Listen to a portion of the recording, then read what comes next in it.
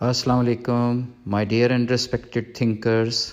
آج کی کہانی، ملک برباد کیسے ہوتے ہیں۔ کہانی تو یہ کافی پرانی ہے، لیکن آج کے پاکستان میں پوری طرح فٹ بیٹھتی ہے۔ غور سے سنیے گا، آخر میں نتیجہ بڑا ہی مفید اور معنی خیز نکلتا ہے۔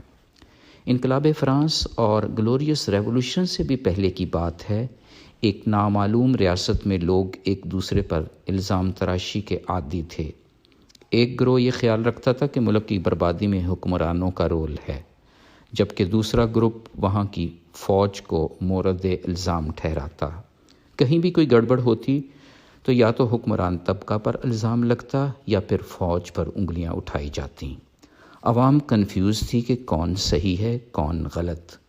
ریاست کے کچھ پڑھے لکھے لوگ عوام کو یہی یقین دلانے کی کوشش کرتے کہ حکمران سیاستدان ہی سب خرابیوں کے ذمہ دار ہیں، جبکہ حکومتی طبقہ ملک کی زبوں حالی کا ملبہ ملٹری اسٹیبلشمنٹ پر ڈال دیتا۔ کسی مدبر گروہ نے نہایت حکمت سے دودھ کا دودھ اور پانی کا پانی کرنے کا منصوبہ بنایا۔ انہوں نے شہر کے چند معزز افراد کی زمینوں اور اثاثہ جات پر قبضہ جما لیا۔ مالکان بہت سٹپٹائے، مگر قبضہ مافیا بہت سٹرونگ تھا۔ خیر، متاثرین نے ہمت کر کے عدالت میں مقدمہ درج کر دیا۔ چند دن کی بحث و مباحثہ کے بعد جج نے قبضہ مافیا کے حق میں فیصلہ دے دیا کہ وہ ان زمینوں اور اثاثہ جات کے اصل مالک ہیں۔ بات جنگل میں آگ کی طرح سارے ملک میں پھیل گئی۔ اصل مالکان کو عوام کی طرف سے پھر ہلہ شیری ملی کہ آپ تو سچے ہیں، ملک کی سب سے بڑی عدالت میں مقدمہ کریں۔ خیر، مل ملا کر پیسے اکٹھے کر کے اصل مالکان نے قبضہ مافیا کے اگینسٹ عدالت بالا میں اپیل دائر کر دی۔ کافی عرصہ تک دلائل جاری رہنے کے بعد فیصلے کا دن آ پہنچا۔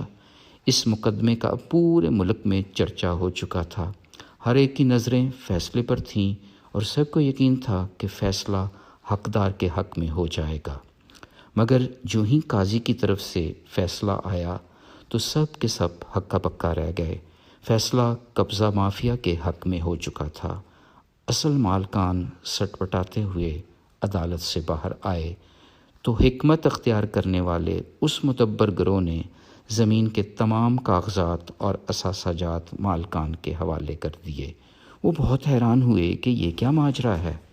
اہل دانش نے ان کو کہا کہ بس ہم یہ ثابت کرنا چاہتے تھے کہ ملک حکمرانوں، سیاستدانوں، ملٹری کے نوجوانوں سے تباہ نہیں ہوتا۔